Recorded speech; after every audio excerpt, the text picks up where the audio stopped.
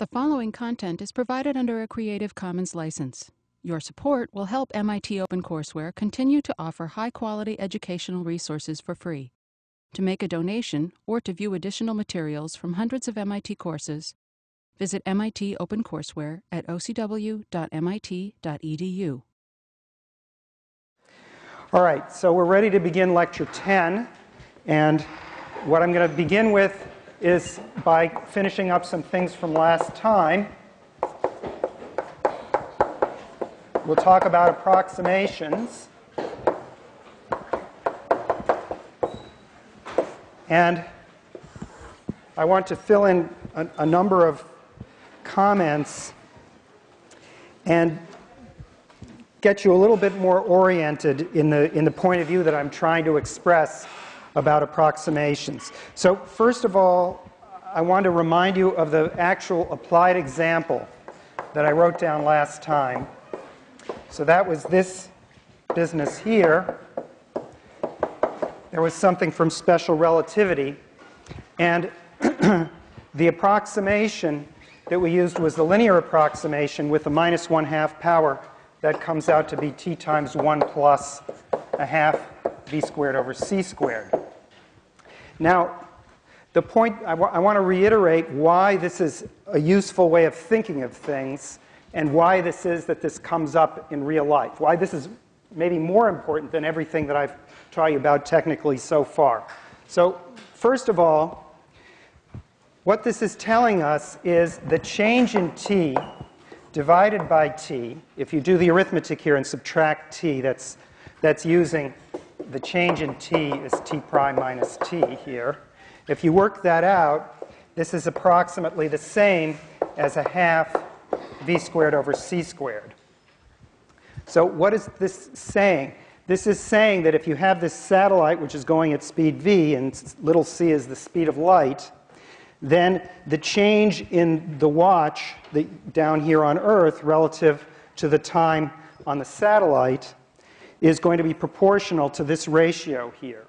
So physically this makes sense. This is time divided by time, and this is velocity squared divided by velocity squared. So in each case the units divide out, so this is a dimensionless quantity, and this is a dimensionless quantity. And the only point here that we're trying to make is just this notion of proportionality. So I want to write this down just in summary. So the error fraction, if you like, which is sort of the number of significant digits that we have in our measurement, is proportional, in this case,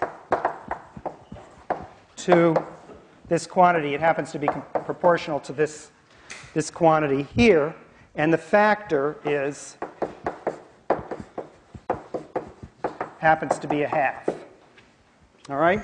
So these proportionality factors are what we're looking for. They're rates of change, the rate of change of something with respect to something else.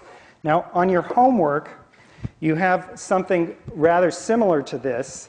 So in problem on part 2b, part 2, problem 1, there's the speed of a pitch, right? And the speed of the pitch is changing depending on how high the mound is. And the point here is that that's approximately proportional to the change in the height of the mound. In that problem, we had this delta h. That was the x variable in that problem. And what you're trying to figure out is what the constant of proportionality is.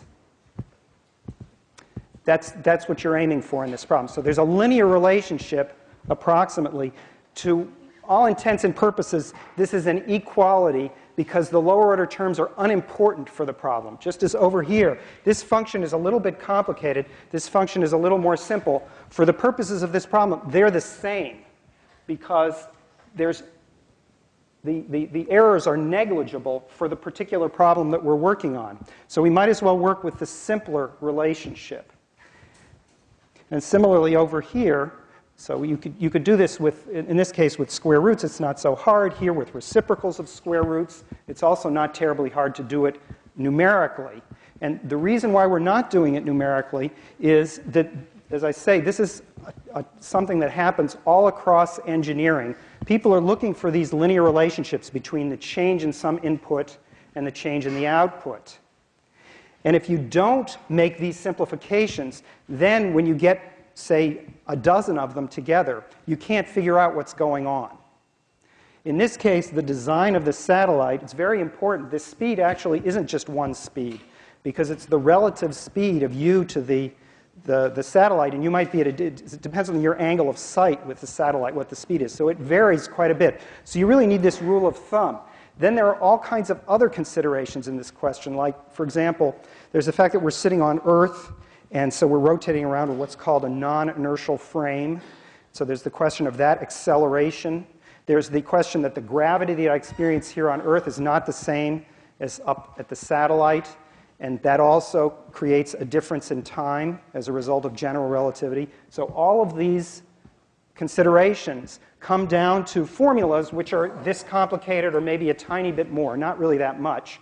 And then people simplify them enormously to these very simple-minded rules. And then they keep track of what's going on. So in order to design the system, you must make these simplifications. Otherwise, you can't even think about what's going on.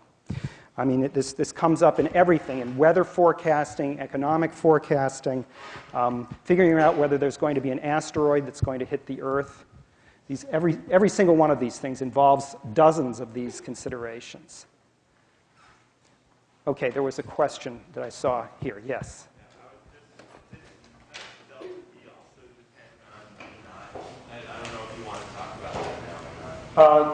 Yeah, so in basically any problem where you have a derivative, the rate of change also depends on what the base point is.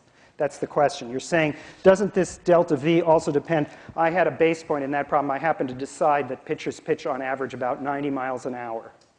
Whereas, in fact, some pitchers pitch at 100 miles an hour, some pitch at 80 miles an hour, and of course they vary the speed of the pitch. And so this varies a little bit. In fact, that's sort of a second order effect. It does change the constant of proportionality. It's a rate of change at a different base point, which we're considering fixed. Okay? In fact, if that's sort of a second order effect, when you actually do the computations, what you discover is it doesn't make that much difference to the A. And that's something that you get from experience, that it turns out that which things matter and which things don't. And yet again, that's exactly the same sort of consideration, but at the next order of what I'm talking about here is you have to have enough experience with numbers to know that if you vary something a little bit, it's not going to change the answer that you're looking for very much. And that's exactly the point that I'm making. So I can't make them all at once, all such points. All right. So that's my pitch for understanding things from this point of view. Now, we're going to go on now to quadratic approximations, which are a little more complicated.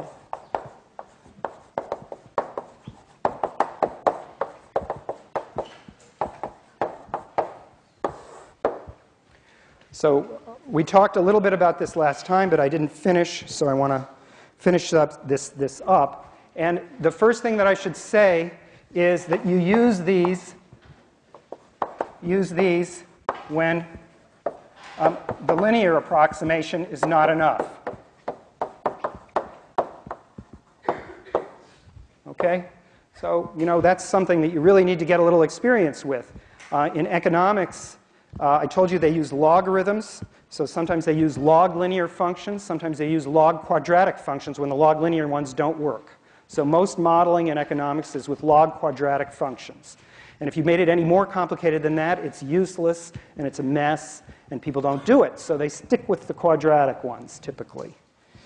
All right, so the basic formula here, and I'm going to take the base point to be 0, is that f of x is approximately f of 0 plus f prime of 0 times x. That's the linear part, plus this extra term, which is f double prime of 0 divided by 2, x squared.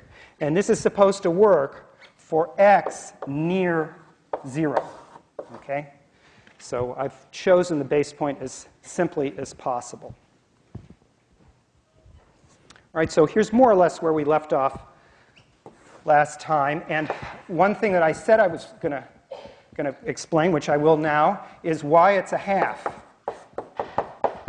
F double prime of 0. So we need to know that. So let's work that out here. First of all, so I'm just going to do it by example. So if you like, the answer is just Well, what happens when you have a parabola? A parabola is a quadratic. Its quadratic approximation had better be itself. It's got to be the best one, so it's got to be itself. So this formula, if it's going to work, has to work on the nose for quadratic functions. So let's take a look. If I differentiate, I get b plus 2cx. If I differentiate a second time, I get 2c. And now let's plug it in. Well, we can recover. What is it that we want to recover? We want to recover these numbers a, b, and c using the derivatives evaluated at 0. So let's see. It's pretty easy, actually. F of 0 is a. That's on the nose. If you plug in x equals 0 here, these terms drop out, and you get a. And now f prime of 0, whoops, that was wrong. So I wrote f prime, but what I meant was f. All right, so f of 0 is a. Let's back up. F of 0 is a, so if I plug in x equals 0, I get a. All right, now f prime of 0, that's this next formula here. F prime of 0, I plug in 0 here, and I get b. That's also good, and that's exactly what the linear approximation is supposed to be. But now you notice f double prime is 2c. So to recover c, I'd better take half of it. And that's it. That's the reason. There's no chance that any other formula could work, and this one does. All right, so that's the explanation for the formula. And now I remind you that I had a collection of basic formulas written on the board, and I want to just make sure we know all of them again. So first of all, there was sine x is approximately x. Cosine x is approximately 1 minus a half x squared. And e to the x is approximately 1 plus x plus a half x squared. So those were 3 that I mentioned last time. And again, this is all for x near 0. All for x near 0 only. These are wildly wrong far away, but near 0, they're nice, good quadratic approximations.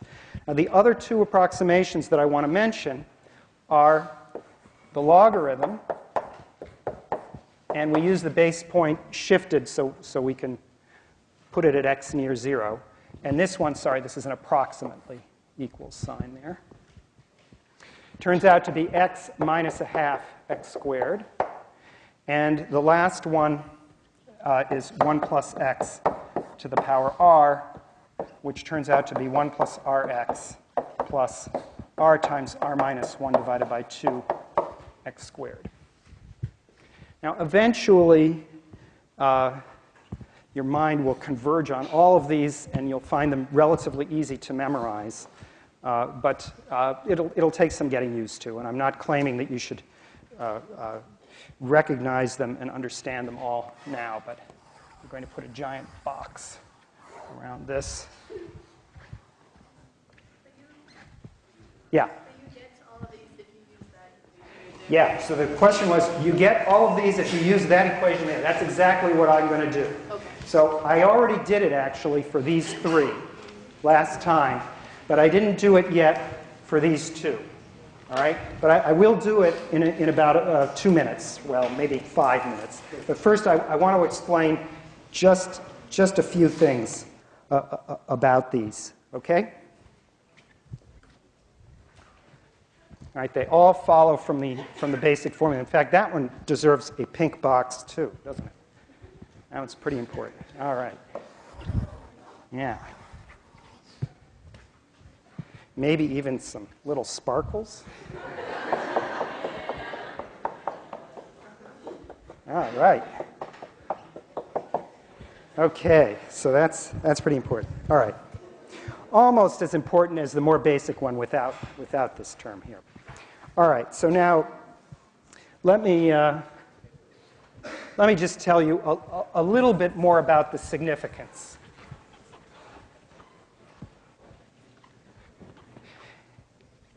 Again, this is just to reinforce something that we've already done, but it's closely related to what you're doing on your problem set. So it's worth your while to recall this. So there's this expression that we were dealing with, and we talked about it in lecture, and we showed that this tends to E as k goes to infinity. All right? So that's what we showed in lecture. And the way that we did that was we took the logarithm, and we wrote it as k times, the logarithm of 1 plus 1 over k. All right? And then we evaluated the limit of this. Now, I want to do this limit again using linear approximation to show you how easy it is if you just remember the linear approximation. And then we'll explain where the quadratic approximation comes in. So I claim that this is approximately equal to k times 1 over k.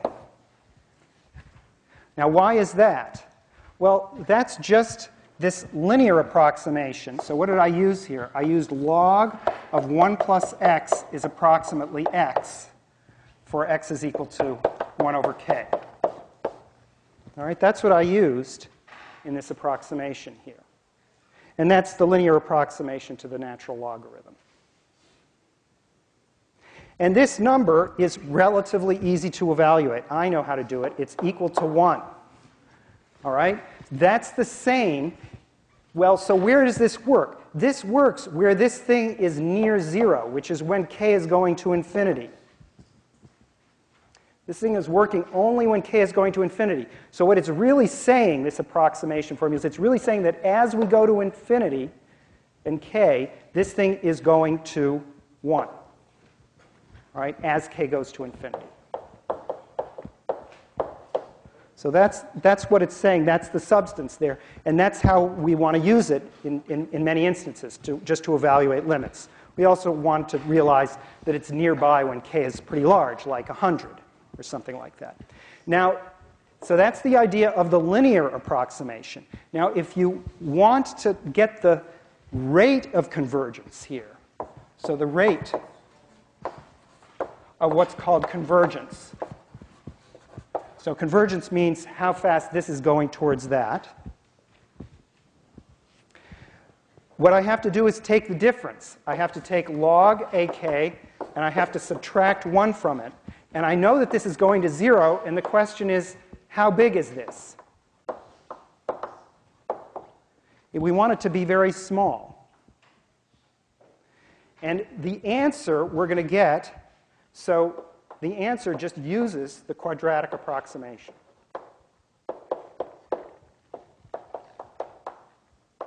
So if I just have a little bit more detail than this expression here, in other words, I have the next higher order term. This is like 1 over k. This is like 1 over k squared. Then I can understand how big the difference is between the expression that I've got and its limit. All right, so that's what's on your homework. Right? This is on your problem set. Okay, so that is more or less an explanation for one of the things that quadratic approximations are good for. And I'm going to give you one more illustration. One more illustration. And then we'll actually check these formulas. Yeah, another question.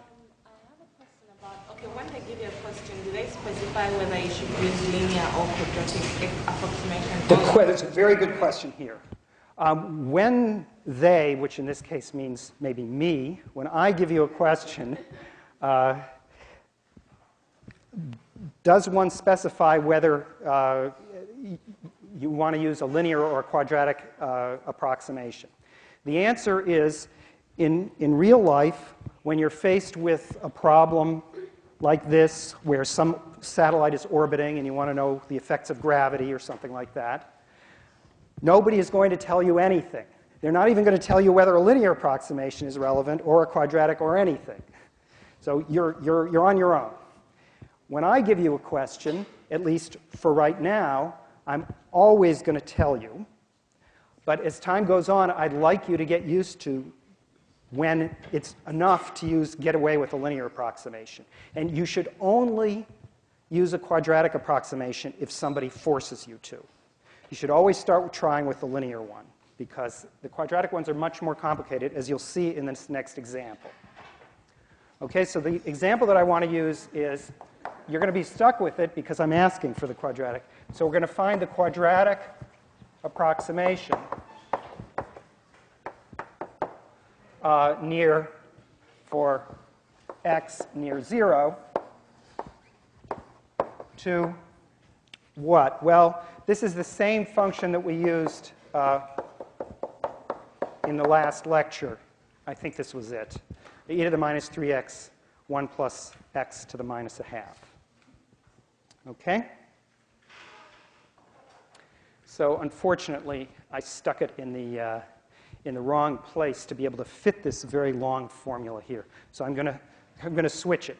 All right? I'm just going to write it here. And we're going to just do the approximation. All right? So we're going to say quadratic in parentheses. And we'll say x near 0. All right? So that's what I want. So now, here's what I have to do.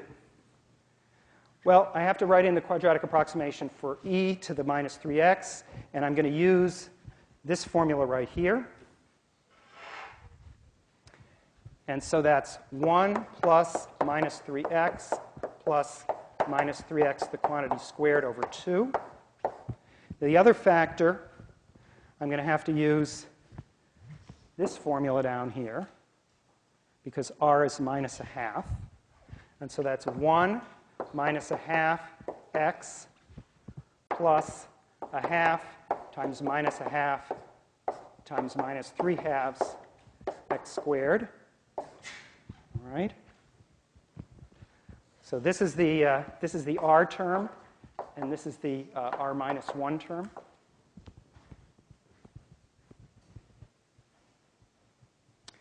And now I'm going to do something which is the only good thing about quadratic approximations. They're messy, they're long, there's nothing particularly good about them, but there is one good thing about them, which is that you always get to ignore the higher order terms. So even though this looks like a very ugly multiplication, I can do it in my head, just watching it. All right? Because I get a 1 times 1, I'm forced with that term here. All right? And then I get the cross terms, which are linear, which is minus 3x minus a half x. We already did that when we calculated the linear approximation. So that's this times the 1 and this times that 1. And now I have 3 cross terms which are quadratic. So one of them is these 2 linear terms multiplying. So that's plus 3 halves x squared. That's minus 3 times minus a half. And then there's this term multiplying the 1. That's plus 9 halves x squared. And then there's one last term, which is this monster here, multiplying 1. And that is minus 3/8. Okay? So the great thing is we drop x cubed, x to the 4th, etc. terms.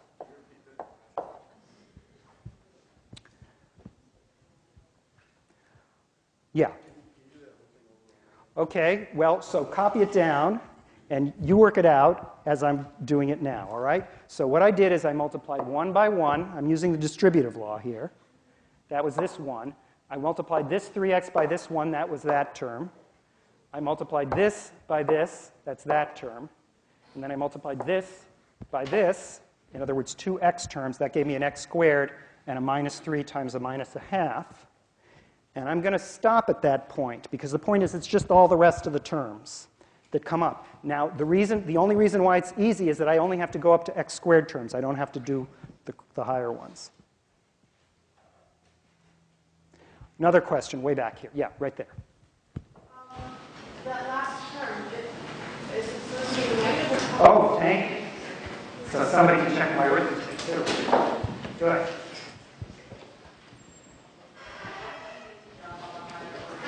Why do I get to drop all the higher order terms?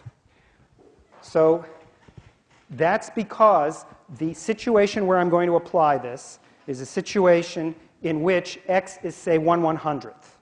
Okay? So here's about 100th. Here's something which is on the order of 100th. This is on the order of 100th squared. 100th squared, all of these terms. Now, these cubic and quartic terms are of the order of 1/100th cubed. That's 10 to the minus 6th. And the point is that I'm not claiming that I have an exact answer, and I'm going to drop things of that order of magnitude. All right? So I'm saving everything up to 4 decimal places. I'm throwing away things which are 6 decimal places out. Does that answer your question? Okay. All right. So that's the situation. And now you can combine the terms. I mean, it's not very impressive here. This is equal to 1 minus 7/2 x, maybe plus 51/8 x squared. If I'd made that, if those minus signs hadn't canceled, I would have gotten the wrong answer here. Anyway, so this is a 2 here, sorry, 7/2. All right, this is the linear approximation that we got last time, and here's the extra information that we got from this calculation, which is this 51/8 term here. All right, you have to accept that there's a certain degree of complexity to this problem, and the answer is sufficiently complicated. So it can't be less arithmetic because we get this peculiar 51/8 there. All right, so one of the things to realize is that these kinds of problems, because they involve many, many terms, are always going to involve a little bit of complicated arithmetic. Okay, last little bit. I did promise you that I was going to derive these two relations. As I said, I did the ones in the left column. So let's carry that out. And as someone just pointed out, it all comes from this formula here. So let's just check it.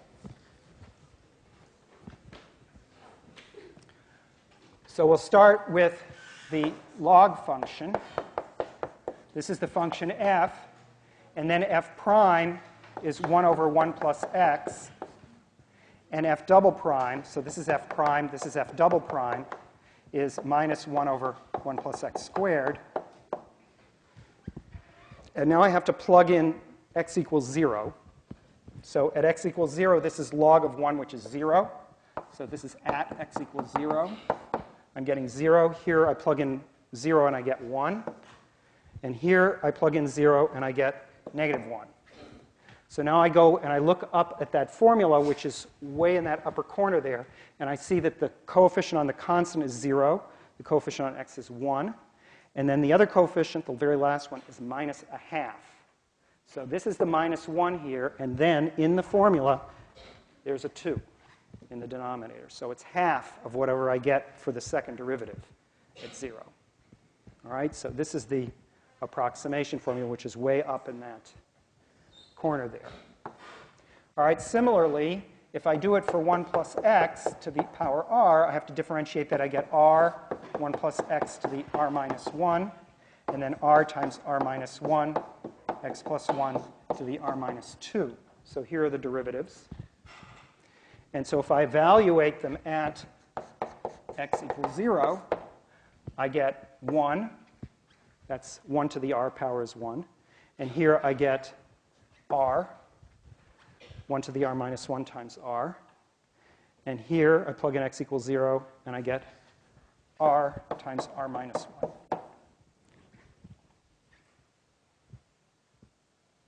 So again, the pattern is right above it here. The 1 is there, the r is there, and then instead of r times r minus 1, I have half that for the coefficient.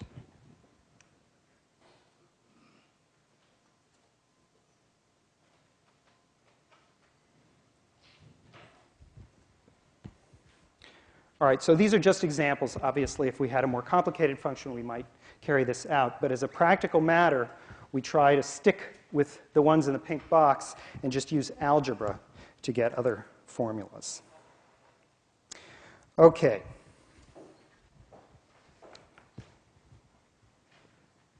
All right, so I want to shift gears now and treat the subject that was supposed to be this lecture. And we're not quite caught up, but we will try to do our best to do as much as we can today. So the next topic is curve sketching. And so let's get started with that.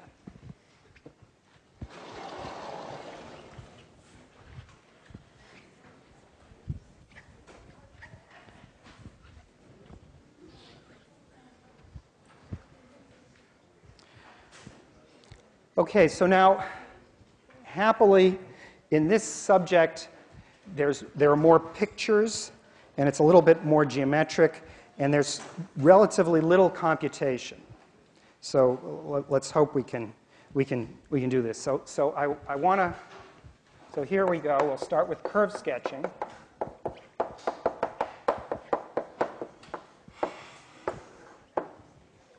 And the goal here.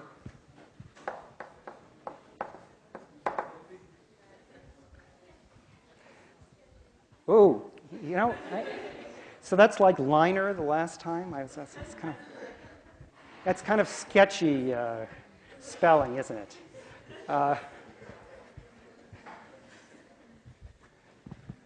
there's certain kinds of things which I can't spell, but all right. Sketching. All right, so here's our goal.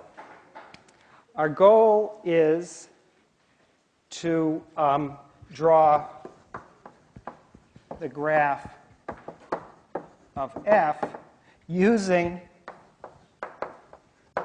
f prime and f double prime,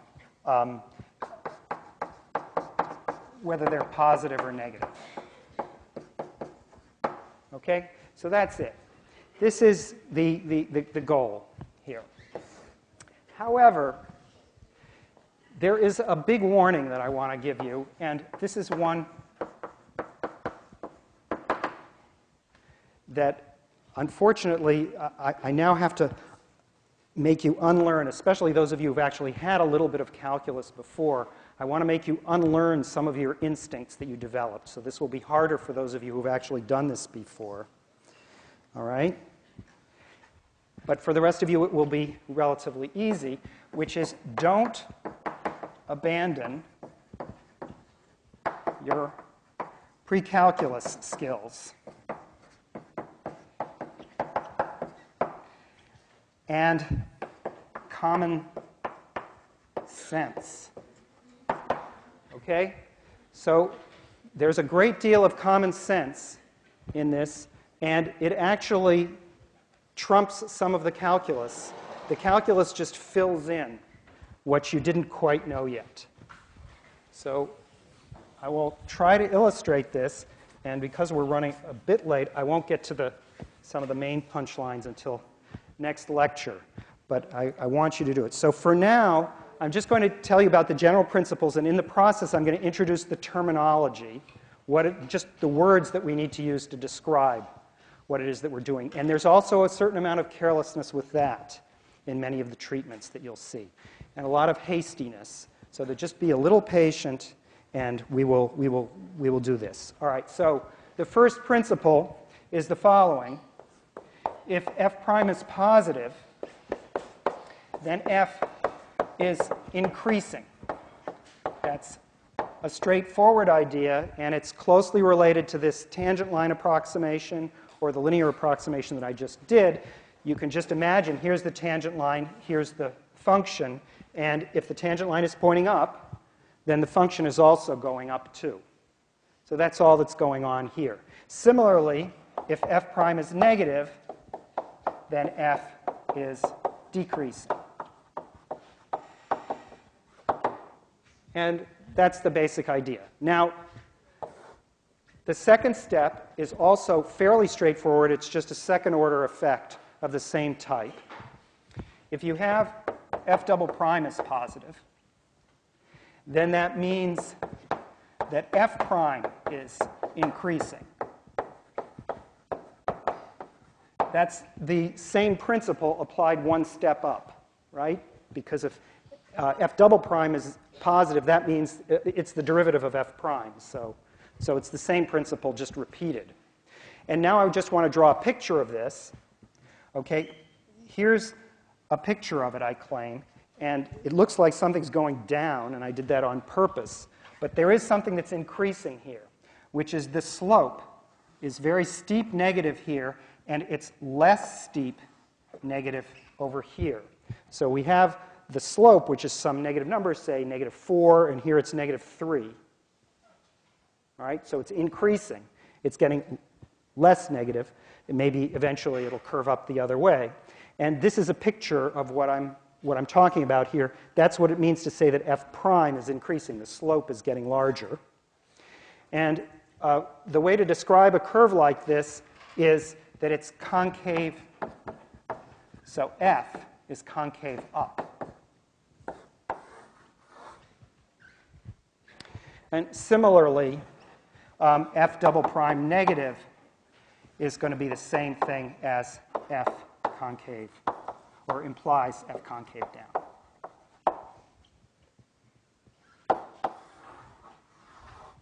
All right? So those are the ways in which derivatives will help us qualitatively to draw graphs. But as I said before, we still have to use a little bit of common sense when we draw the graphs. These are just the additional bits of help that we have from calculus in drawing pictures.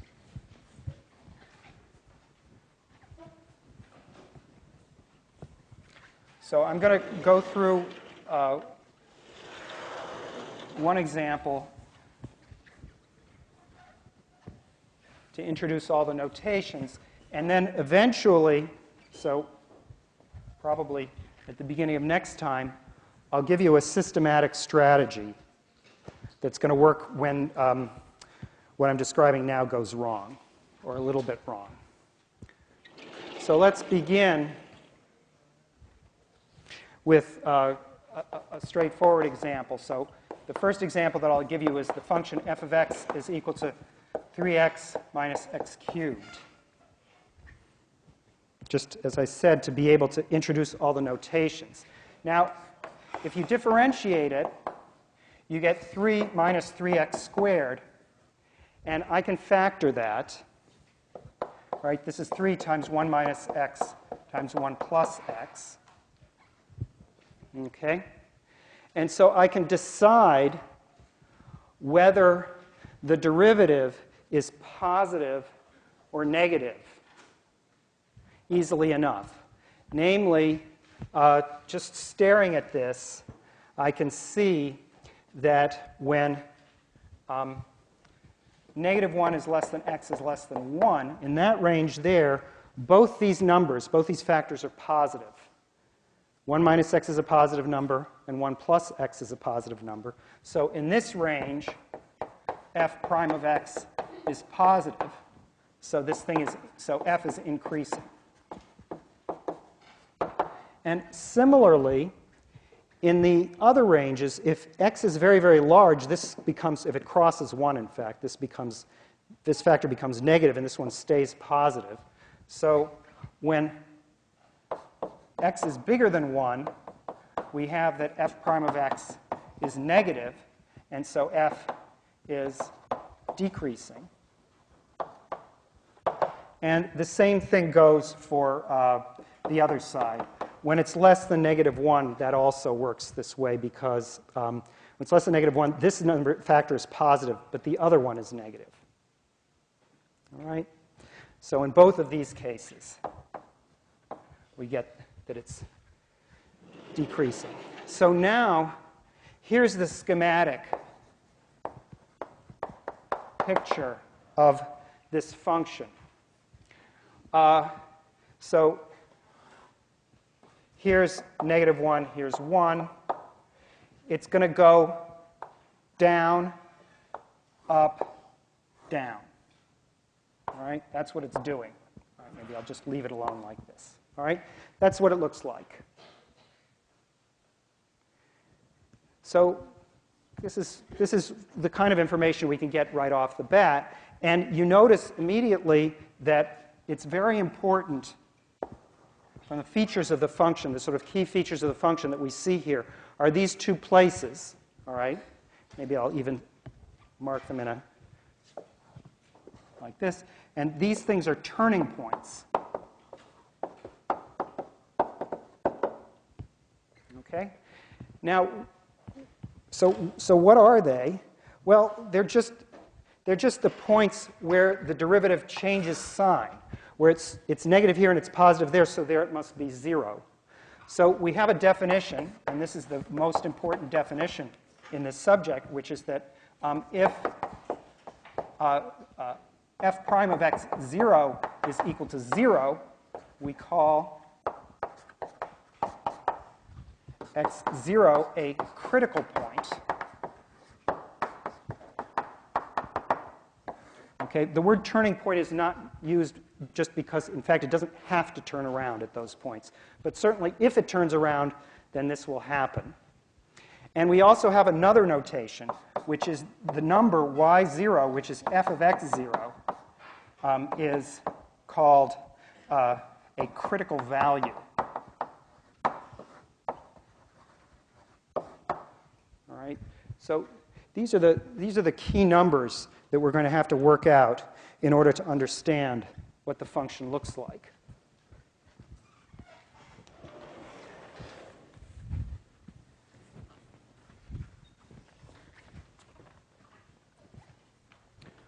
Okay, so what I'm going to do is just plot them.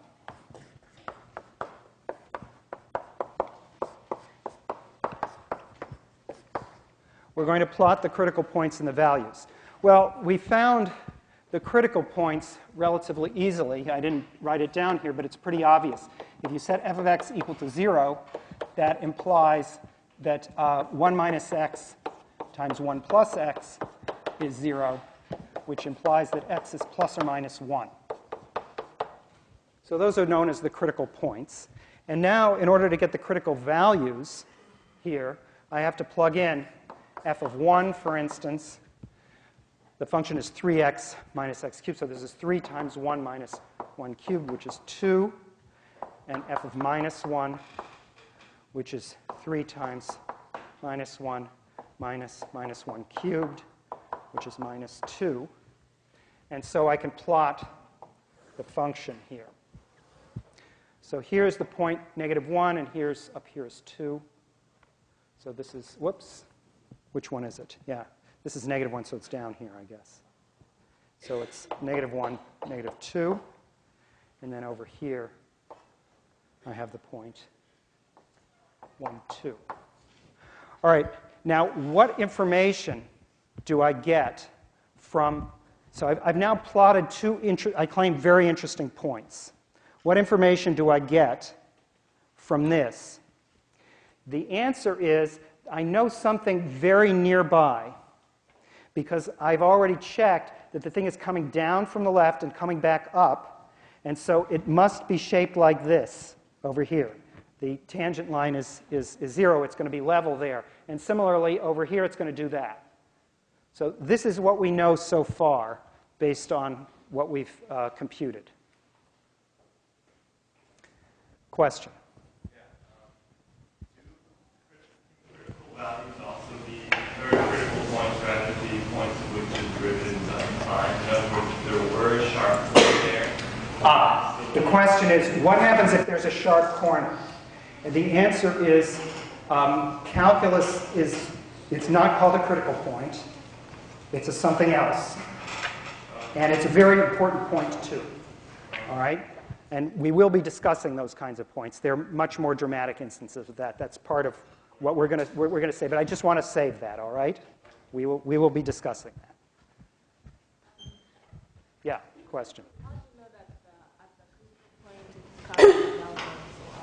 concave? The question that was asked was, how did I know at the critical point that it's concave down over here and concave up over here? The answer is that I actually did not use the second derivative yet. What I used is another piece of information. I used the information that I derived over here, that f prime is positive where f prime is positive and where it's negative. So what I know is that the graph is going down to the left of -1. It's going up to the right here. It's going up here, and it's going down there. I did not use the second derivative. I used the first derivative. Okay, but I didn't just use the fact that there was a turning point here. Well, so actually, I was using the fact that it was a turning point. I wasn't using the fact that it had a second derivative, though. Okay, for now. You can also see it by the second derivative as well. All right? Now, the next thing that I'd like to do, I need to finish off this graph, and I just want to do it a little bit carefully here in the order that is reasonable. Now, you might happen to notice, and there's nothing wrong with this. So let's even fill in a guess, okay? In order to fill in a guess, though, and have it be even vaguely right, I do have to notice that this function crosses the origin, right? The function f of x is 3x minus x cubed, happens to also have the property that f of 0 is equal to 0. Again, common sense, you're allowed to use your common sense. You're allowed to notice a value of the function and put it in. Okay? So there's nothing wrong with that if you happen to have such a value. So now we can guess what our function is going to look like. It's going to maybe come down like this, come up like this, and come down like this. That could be what it looks like. But, you know, another possibility is it sort of comes along here and goes out that way. Comes along here and goes out that way. Who knows? It happens, by the way, that it's an odd function, right? These are all odd powers. So actually, it's symmetric on the right half and the left half and crosses at 0. So everything that we do on the right is going to be the same as what happens on the left. That's another piece of common sense. You want to make use of that as much as possible whenever you're drawing anything. You don't want to throw out information. So this function happens to be odd. Odd, and f of 0 is equal to 0. I'm considering those to be kinds of pre-calculus skills that I want you to use as much as you can. So now here's the first feature, which is unfortunately ignored in most discussions of functions. And it's strange because nowadays we have graphing things, and it's really the only part of the exercise that you couldn't do, at least on this relatively simple-minded level, without with a graphing calculator. And that is what I would call the ends of the problem. So what happens off the screen is the question. And that basically is the theoretical part of the problem that you have to address. You can program this. You can draw all the pictures that you want. But what you won't see is what's off the screen. You need to know something to figure out what's off the screen. So in this case, I'm talking about what's off the screen going to the right or going to the left. Okay? So let's check the ends. So here, let's just take a look. We have the function f of x, which is, 3x minus x cubed. Again, this is a pre-calculus sort of thing. And we're imagining now, let's just do x goes to plus infinity. So what happens here? When x is gigantic, this term is completely negligible, right? And it just behaves like minus x cubed, which goes to minus infinity as x goes to plus infinity. And similarly, f of x goes to plus infinity if x goes to minus infinity. All right? Now, let me pull down this picture again and show you what piece of the information we've got. We now know that it is heading up this way. It doesn't go like this. It goes up like that, and I'm going to put an arrow for it, and it's going down like this, all right? Heading down to minus infinity as x goes out farther to the right, and going out to plus infinity as x goes farther to the left.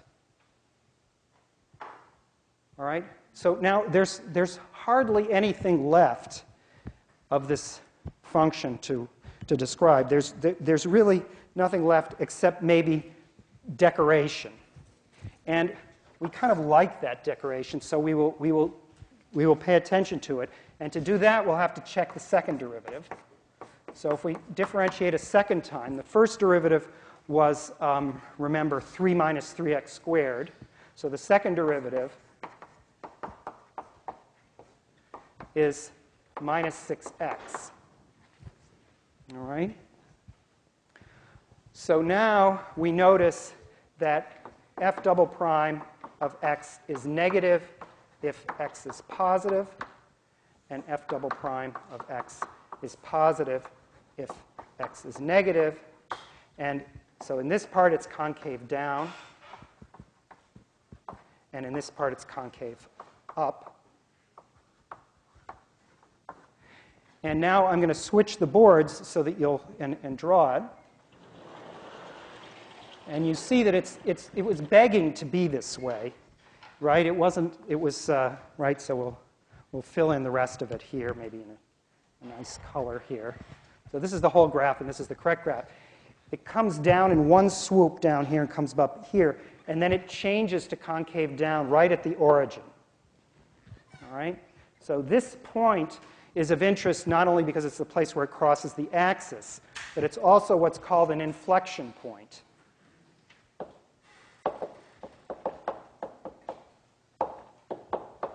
Inflection point, that's a point where, because f double prime at that place is equal to 0.